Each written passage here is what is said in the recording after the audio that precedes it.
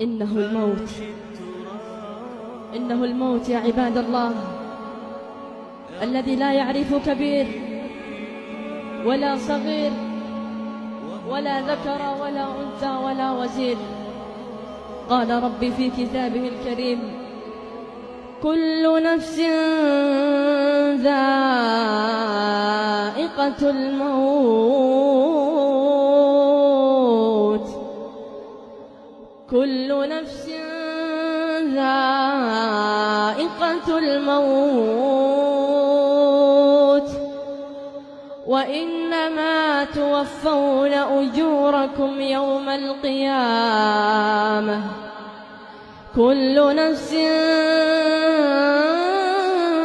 ذائقة الموت، وإنما توفون أجوركم يوم القيامة